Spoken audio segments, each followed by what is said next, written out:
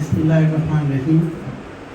मुझे खुशी है, बल्कि मेरे लिए एक बड़ा एजाज़ है कि आज मुझे डॉक्टर कलीम ज़िया साहब जैसी शख्सियत को मकाला पढ़ने के लिए मदद किया गया है। इसके लिए मैं मुंतज़मीन का शुक्रगुज़ार हूँ। मुहिब मोहतरम डॉक्टर कलीम ज़िया साहब एक माहिर तालीम ही नहीं बल्कि एक अच्छे शायर और अहले कलम भी हैं। कलीम साहब से हमारे ताल्लुकात तवील अरसे से हैं, लेकिन ये ताल्लुक़ रूहानी ज़्यादा है, क्योंकि ख्वाहिश के बावजूद इस शहर की हवा अमी में हमारी कभी मुलाकात हो पाती है। लेकिन जब भी मुलाकात होती है हम एक खुशगवार एहसास लेकर लौटते हैं। कलीम साहब की ज़िंदगी तालीम और ताल्लुम में गुजरी है।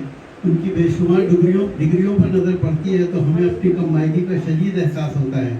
तालीम के शोबे से ताल्लुक़ के सबब कलीम साहब ने BEd किया था, जो उनकी तालीमी मसरूफियात के लिए काफ़ी था।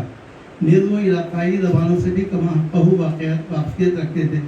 उन्होंने उर्दू में PhD की तकमील की, लेकिन अदबी सरगर्मियों के सबब उन्होंने ज़रूरी समझा कि अरबी और फ़ारसी ज़बानों में भी मास्टर्स किया जाए। यह हकीकत है कि अच्छी उर्दू जानने बल्कि लिखने के लिए थोड़ी सी अरबी और फ़ारसी से मुनासबत ज़रूरी है।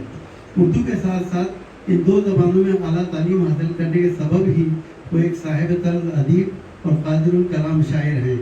वो बहुत से सरकारी और गैर सरकारी उर्दू पर भी रहे हैं। उनकी अदबी जोलानियाँ हर तबके के लिए नहीं हैं। जहाँ उन्होंने अहले इल्म के लिए इल्मी और फ़िक्री मज़ामीन तहरीर फरमाए, वहीं अफसाने और बच्चों के लिए दिलचस्प कहानियाँ भी मिलती हैं। मौलाना हबीबुर रहमान आदमी की हयात और खिदमत पर भी उनका मकाला शाया हो चुका है। इल्मी मज़ामीन में वो उनकी दो कुतुब का तज़किरा मैं ज़रूरी समझता हूँ। अव्वल 2014 में तबशुदा किताब इदराक और इम्कान के दरमियान। इस किताब में मुश्तरका तहज़ीबी शऊर कौमी शायरी पर एक मारकतुल आला मज़मून है, जिसमें उर्दू ज़बान की तारीख़ और इत्तफ़ाक़ का जायज़ा खासे की चीज़ है। इसके अलावा मौलाना आज़ाद तर्जुमान कुरान और इकबाल मशाहिर की नज़र में अहम मज़ामीन हैं। दूसरी अहम किताब तशकीक से तफ़हीम तक है, जिसमें मीर तक़ी मीर, अल्लामा इकबाल, साहिल लुधियानवी, हफीज़ मेरठी और दीगर शायरों के कलाम का तहक़ीक़ी और तदरीजी जायज़ा मिलता है। डॉक्टर कलीम एक कसीरुल मुताला शख्सियत है और उन्होंने मुख्तलिफ मौज़ूआत पर तकरीबन 14 किताबों की तसनीफ़ के अलावा 8 कुतुब और रसाइल की तालीफ़ का काम भी मुकम्मल किया है, जो तालीमी मैदान में एक गिरा कदर इजाफ़ा है। डॉक्टर कलीम साहब की तसनीफ़ात और तालीफ़ात का एतराफ़ बेशुमार अहले इल्म और तालीम और ताल्लुम से वाबस्ता लोगों ने किया है। आपकी बेशबहा तालीमी खिदमत में अरमकान केराला के उन्वान से ऑडियो कैसेट भी तैयार हुए, जिसमें तराना कैरल और बच्चों के लिए दुआए इत्तेहाद जैसी नज़में शामिल हैं। साथ ही YouTube पर आपके बेशुमार वीडियो मौजूद हैं, जिनमें आपकी इल्मी और अदबी गुफ्तगू और शायरी से इस्तेफादा किया जा सकता है। डॉक्टर कलीम के इल्मी असफार सिर्फ मुल्की सतह तक नहीं महदूद हैं, बल्कि आपने अमेरिका, सऊदी अरब, थाईलैंड में भी अपने अशार और अफकार से सामीन को महसूस किया। आपकी इल्मी और फ़िक्री खिदमत के एतराफ़ में आपको बहुत से एजाज़ात से नवाजा गया। इंजील में जनाब रसूलुल्लाह सल्लल्लाहु अलैहि वसल्लम के ज़िक्र खैर पर मरहूम अहमद दीदार की एक किताब का तर्जुमा आपने फरमाया है। इस हकीकत से इनकार नहीं किया जा सकता कि तर्जुमे में मुतरजिम को अपनी इल्मी बसीरत और ख़यालात के इज़हार का कभी मौका मिलता है। वो दरअसल तहरीर का ग़ुलाम होता है और मुसन्निफ़ के ख़यालात का पाबंद भी। अलबत्ता तर्जुमा निगार के फ़न का अंदाज़ा उस वक्त होता है जब वो दूसरे के ख़यालात जो गैर ज़बान में होते हैं अपने कारी के सामने इस महारत और ख़ूबसूरती के साथ पेश करता है कि कारी माना अफ़ीनी के लज़्ज़तों का न सिर्फ इदराक करता है, बल्कि उससे तर्जुमे पर असल को गुमान होता है। एक मुतरजिम दूसरी ज़बान के अदब और सफ़ाकत का सफ़ीर होता है, जिसकी काविशें वो दो ममालिक नहीं बल्कि दो सक़ाफ़तों, दो तहज़ीबों को करीब लाती हैं। इस एतबार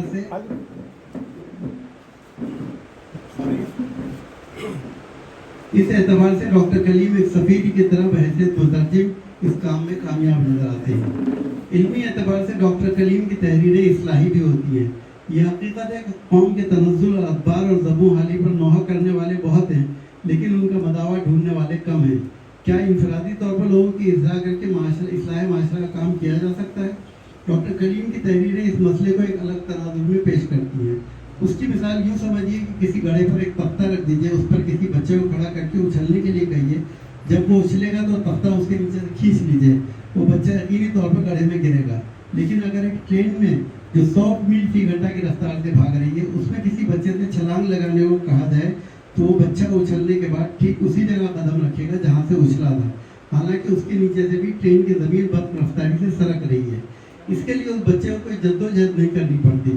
اس کی وجہ یہی ہے کہ جب ٹرین چلتی ہے تو اس کے ساتھ اندر کا پورا ماحول اسی رفتار سے دوڑتا ہے، جس کی وجہ سے بچہ ٹھیک اسی جگہ واپس قدم رکھ لیتا ہے۔ اس میں بچے کا کوئی کمال نہیں، کمال اس ماحول کا ہے جس میں وہ اس کو موجود ہے۔ اسی طرح اصلاح معاشرہ کے لیے بھی انفرادی جدوجہد کامیاب نہیں ہو سکتی جب تک کہ ہم پورے ماحول کو تبدیل کرنے کی کوشش نہ کریں۔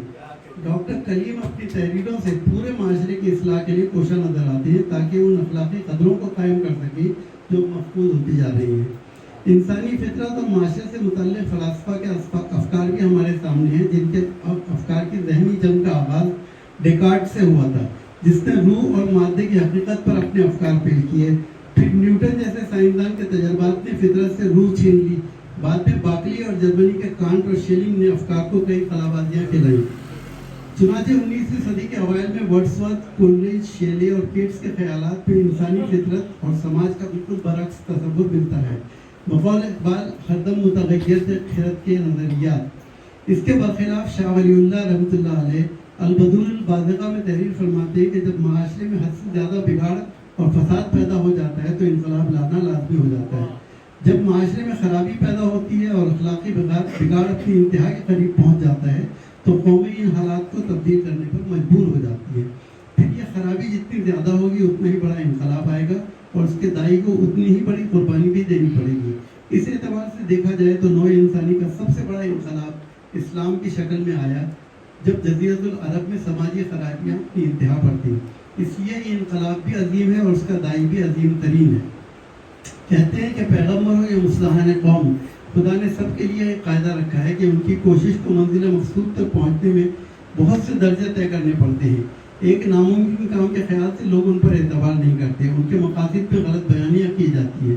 ہندوستان کی تاریخ کا مطالعہ کیجیے تو 300 سال قبل جب سماج پر جمود طاری تھا، عوام الف لیلہ فتانہ عجائب اور داستان امیر حمزہ جیسی تحریریں پڑھ کر اپنا وقت ضائع کرتے تھے۔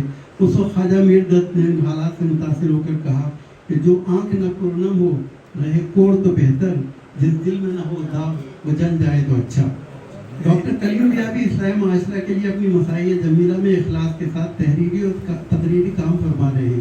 ممکن ہے آج ان باتوں کو قدر و منزلت کی نگاہ سے دیکھنے والے کم ہوں، لیکن پھر آہستہ آہستہ ایسی باتیں سمجھ میں آنے لگتی ہیں اور ایسے لوگوں کے کاموں کی عظمت اور وقت کا خیال ہونے لگتا ہے، اور آخر میں مفید سمجھ کر لوگ مدد بھی دیتے ہیں بلکہ اس کامیابی کو دیکھ کر تعجب بھی کرتے ہیں۔ خود کلیم ضیاء کی زبانی سنیں تو وہ کہتے ہیں کہ باقی نہ رہا شائبہ وہم و گمان کا، خود تیر کہہ رہا ہے کہ کس کا کمان کہ ہے کس کمان کا۔ یا کبھی وہ شاکی نظر آتے ہیں اور قوم کی زبوں والی سے اور کہتے ہیں حدت سے جس کی لرزہ براندام تھا جہاں، اے قوم تیرا گرم وہ خون کون لے گیا۔ یہ حقیقت ہے کہ اس کام میں بے شمار ناکامیوں کا سامنا کرنا پڑتا ہے اور ایسے لوگوں سے بھی سابقہ پڑتا ہے جو حق بات سننے کی روادار نہیں ہوتے۔ جیسا کہ وہ فرماتے ہیں کانٹے کی جو سرشت ہے بدلے گی کس طرح، پھولوں کے بیچ رہ کے بھی نکھت نہ مل سکی۔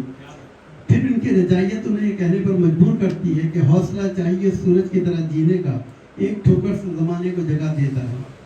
یہ پھر بقول سرور بارہ ہے افق سے ایک سنگ آفتاب آنے کی دیر، ٹوٹ کر مانند آئینہ بکھر جائے گی رات۔ اسی طرح ایک خطے میں اپنی حیثیت اور سماج کے تئیں ذمہ داری کے احساس کو اشعار کا رنگ دے دیتے ہیں۔ میں معلم ہوں کہ تدریس شعبہ میرا، نامہذب کو میں تہذیب کی ذو دیتا ہوں، میری ہستی ہے ضیاء خلق و مروت کا چراغ، میں زمانے کو نئے عزم کی لو دیتا ہوں۔ اردو زبان کے تعلق سے ڈاکٹر صاحب کی تحریروں کے تناظر میں کچھ کہنا ضروری ہے۔ انگریزوں نے ہندوستان میں جتنی بھی تعلیمی اصلاحات کی، ان کا مقصد ہندوستانیوں کو تعلیم سے آراستہ کرنا نہیں تھا، بلکہ انگریز اہلکاروں اور عہدیداروں میں وہ اہلیت پیدا کرنا تھا جو انگریزوں کی حکومت باقی رکھنے میں ممکن تو معاون ثابت ہو سکتی تھی۔ فورٹ ولیم کالج کے قیام کا بنیادی مقصد ایک آسان زبان میں انگریز افسروں کے لیے ایک ایسا نصاب تیار کرنا تھا جو انہیں حالات اعلیٰ سے باخبر رکھ سکے۔ ہندوستان میں تعلیم کے سلسلے میں سر چارلس ووڈ کا مشہور مراسلہ ہو یا ہنٹر ایجوکیشن کمیشن 1882، سب کا ایک ہی مقصد تھا۔ فورٹ ولیم کالج کلکتہ اور دلی کالج بھی اسی مقصد کے تحت قائم کیے گئے تھے۔ वो इससे हिंदुस्तानियों को और ख़ास तौर पर उर्दू ज़बान को भी फ़ायदा पहुंचा और उस ज़माने में आसान उर्दू में कुतुब तस्नीफ़ भी हुई और तराजिम भी किए गए, बल्कि यहीं से सलीस उर्दू में तस्नीफ़ की इब्तदा हुई। सर सैयद अहमद ख़ान और मौलाना हाली जिसके पेशवा थे। उर्दू ज़बान की तारीख़ का एक अहम दौर है, लेकिन इसका एक मनफी पहलू भी है कि आसान ज़बान के जुनून में आज ज़बान इब्तदाल की इंतहाई सतह पर पहुँच गई है। और जो ज़बान उर्दू ज़बान की तारीख़ का एक अहम दौर है, लेकिन इसका एक मनफी पहलू ये है कि आसान ज़बान के जुनून में आज ज़बान इब्तदाल की इंतहाई सतह पर पहुँच गई है। और जो ज़बान आज उर्दू के नाम से लिखी या बोली जा रही है वो उर्दू नहीं लगती।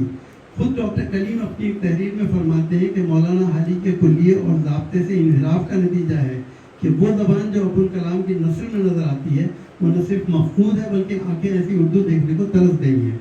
डॉक्टर कलीम अपनी तहरीरों में इस बात का इंतज़ाम रखते हैं कि तहरीर शुस्ता, सलीस और आम फहम हो, लेकिन इल्मी मेयार में इब्तदाल से पाक हो। इनकी तहरीरें रवां और मियारी होती हैं। डॉक्टर कलीम ज़िया और एक कादिरुल कलाम शायर हैं। हमारे सामने इनके दो शेरी मजमूए हैं, विदा व वस्ल और दूसरे नए अज़म की लौ, जिसमें क़ताअत, रुबाइयात और तज़मीनात हैं। इनकी गज़लों में तग़ज़्ज़ुल कम और पैगाम ज़्यादा नज़र आता है। वो फैज़ की तरह रिवायात की पासदारी ज़रूर करते हैं, लेकिन उनकी गज़ल के अशार में कोई पैगाम भी मख्फी होता है। मसलन उनके गज़ल का शेर है, होश कितनों के उड़ गए आखिर, रुख से पर्दा हटा दिया तूने।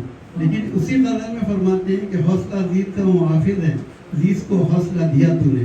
इस एतबार से देखा जाए तो डॉक्टर कलीम ज़िया की हमा जैस शख्सियत मौजूदा दौर के मुसन्निफ़ीन और तनकीद निगारों में एक मुनफरिद मकाम रखती है। हमें खुशी है कि आज उनकी पहलूदार शख्सियत और उनके इल्मी कमालात के एतराफ़ में मजलिस मुनक़्क़िद की जा रही है। जो एज़ाज़ इन्हें दिया जा रहा है उस पर हम यही कह सकते हैं कि हक़ ब हक़दार रसीद।